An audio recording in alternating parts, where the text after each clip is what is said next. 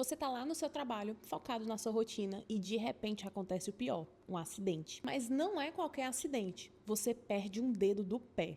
E aí vem a pergunta, quanto é que vale isso? 30 mil, 100 mil ou quem sabe mais de 1 milhão? A verdade é que muita gente não faz ideia de como essas indenizações funcionam. E pior, tem trabalhador que acaba recebendo muito menos do que realmente tem direito. E olha, eu já vi de tudo. Casos onde o trabalhador recebeu só o básico e outros casos em que a indenização ultrapassou a casa de 1 milhão. Mas por que será que tem toda essa diferença? É isso que eu vou te explicar aqui. No vídeo de hoje você vai entender quais tipos de indenização você pode receber em casos de perda de dedo do pé, como calcular esses valores e os fatores que podem aumentar ou diminuir a sua indenização. E mais, eu vou te mostrar exemplos reais de indenizações pagas, para você ter uma ideia do que esperar. Então fica comigo até o final, porque essa informação pode fazer uma diferença de milhares de reais no seu bolso. Quando alguém sofre um acidente de trabalho e perde um dedo do pé, a primeira coisa que vem à cabeça é: será que eu tenho direito a alguma indenização? E a resposta aqui é sim, e não só a um tipo de indenização. Na verdade, existem 4 tipos de indenização que podem ser aplicados nesse caso: danos morais, pelo sofrimento causado pelo acidente; danos estéticos, pela alteração visível e permanente no seu corpo; danos materiais, para cobrir despesas como tratamentos médicos e medicamentos; e os lucros cessantes, em forma de uma pensão pela perda ou redução da capacidade de trabalho. Agora é importante entender que esses tipos de indenização se dividem em 2 grupos: danos extrapatrimoniais, que englobam os danos morais e estéticos, e aqui o valor não é calculado com base em recibos ou salários,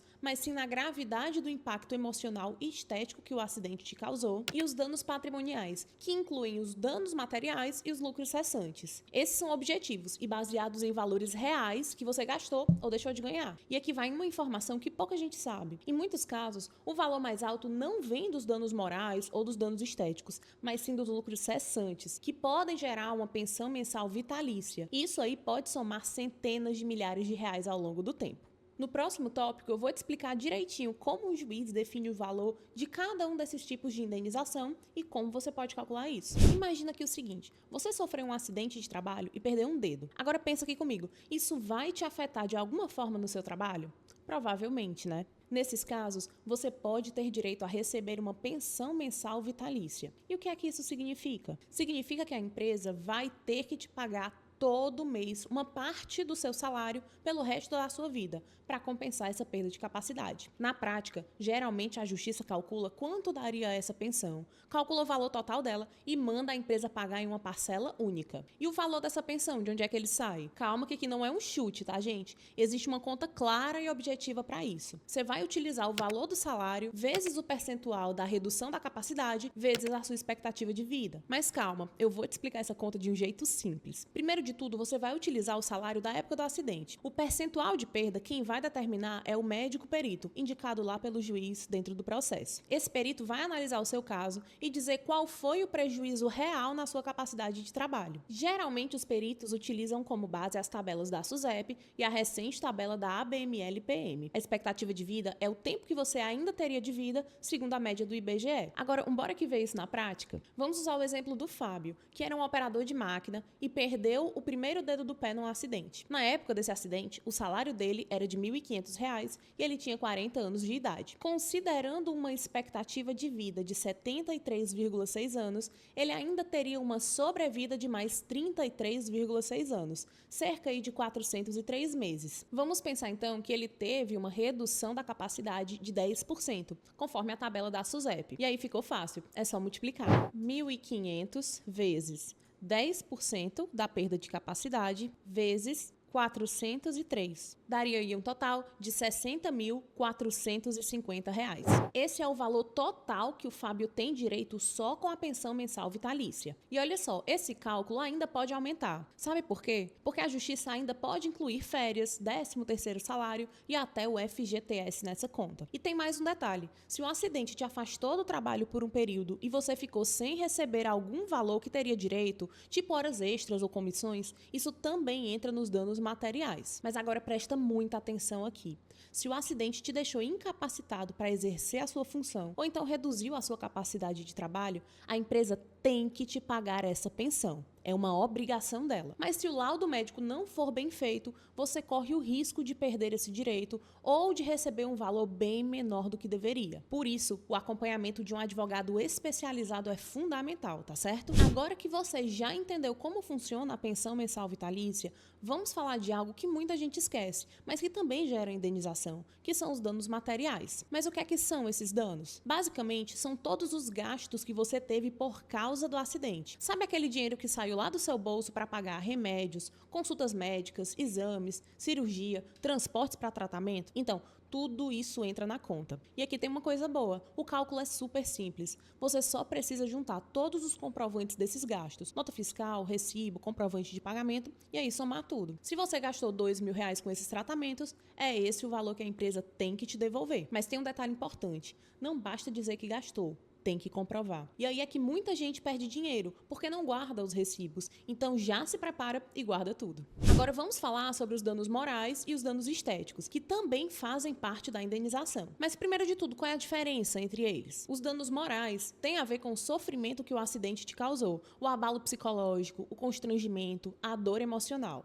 Já os danos estéticos estão ligados à alteração física permanente. No caso, a perda de um dedo, que mudou aí sua aparência física. E aqui vai um ponto bem importante, você pode receber os dois. Perder um dedo, além do impacto emocional, tem também a mudança no seu corpo, e isso gera duas indenizações diferentes. Juliana, e como é que esses valores são calculados? Aqui o cálculo não é tão exato quanto o da pensão. O juiz avalia vários fatores antes de definir o valor da indenização. A CLT, lá no artigo 223G, traz uma tabela que orienta esses valores, baseando-se na gravidade do dano. Dano leve, até 3 vezes o seu salário. Dano médio, até 5 vezes o seu salário. Dano grave, até 20 vezes o seu salário. E o dano gravíssimo, de até 50 vezes o seu salário. No caso da perda de um dedo, ela geralmente é considerada um dano grave, mas dependendo do impacto na sua vida pessoal e profissional, pode até ser tratada como um dano gravíssimo. Na prática, o que a gente vê aqui no escritório são indenizações por danos morais e estéticos que variam de 5 a 40 mil reais cada uma, totalizando aí de 10 a 80 mil. E aí lembrando que aqui é só o valor dos danos morais e estéticos, tá? Ainda tem aquele pensionamento que eu te falei lá no início do vídeo.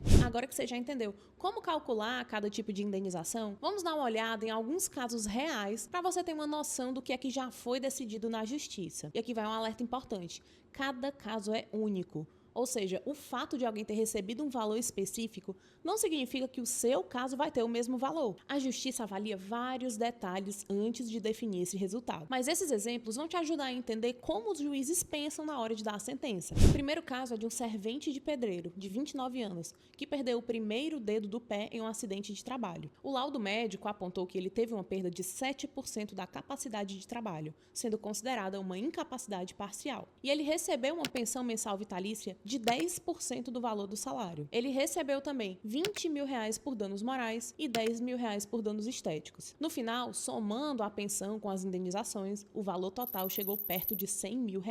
O segundo caso é o de um ajudante de carpinteiro, de 23 anos, que entregava chapas de compensado a um colega de trabalho, quando uma delas caiu e esmagou o pé desse funcionário, resultando em uma amputação do terceiro dedo do pé, assim como fraturas nos outros dedos. O laudo confirmou a amputação total e também indicou uma perda significativa na capacidade de trabalho. Nesse caso, ele recebeu R$ 23 mil por danos morais e R$ 12 mil por danos estéticos, além de uma pensão mensal vitalícia de 10%, já que a amputação e as fraturas nos outros dedos trouxeram sequelas permanentes para esse trabalhador. O terceiro caso é de um operador de máquinas agrícolas, que trabalhava sem equipamento de proteção individual e acabou prendendo o pé em uma máquina, sofrendo um acidente de trabalho. E com isso, tendo a amputação total de 2 dedos do pé esquerdo. O laudo médico, então, apontou uma perda de 16% da capacidade de trabalho. Aqui, ele recebeu R$ 60 mil de indenização por danos morais e a pensão mensal vitalícia equivalente a 16% do salário.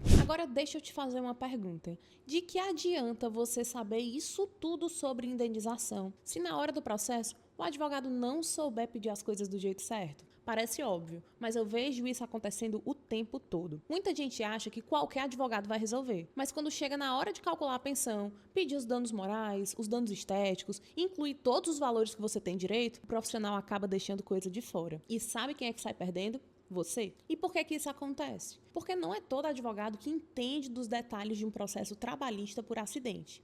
E quando o advogado não domina o assunto, ele comete erros, como não pedir a pensão mensal vitalícia, mesmo quando ela é devida, deixar de incluir gastos com remédios, cirurgias e próteses nos danos materiais, ou então aceitar um laudo médico que diminui o percentual da sua perda de capacidade. Isso aí pode fazer você sair do processo com 20 mil, quando na verdade poderia ter levado 150 mil reais. Tá, mas então como escolher o advogado certo? Aqui vão algumas dicas rápidas. Procure alguém que tenha experiência em acidentes de trabalho. Pode perguntar sem medo, você já cuidou de casos assim? Como é que foi o resultado? Evite fechar com o primeiro que aparecer. Pesquisa, vê o que é que falam sobre ele. E o principal, escolha alguém que realmente se importa com o seu caso. Você não quer virar só mais um processo na pilha do escritório. E olha, eu sei que mexer com o processo dá trabalho. Ninguém quer dor de cabeça, mas pensa aqui comigo, essa é a sua chance de garantir um valor justo por tudo que você perdeu com esse acidente. E não é só dinheiro aqui, é uma compensação pelo impacto que isso teve e ainda vai ter na sua vida. Então escolha bem quem vai estar no seu lado nessa. Eu vou deixar aqui do lado um vídeo ensinando com detalhes como escolher um advogado especialista para o seu caso. Eu também vou deixar ali no cantinho da tela um botão para quem quiser falar comigo pelo WhatsApp. Eu espero ter te ajudado. Um abraço e até o próximo vídeo.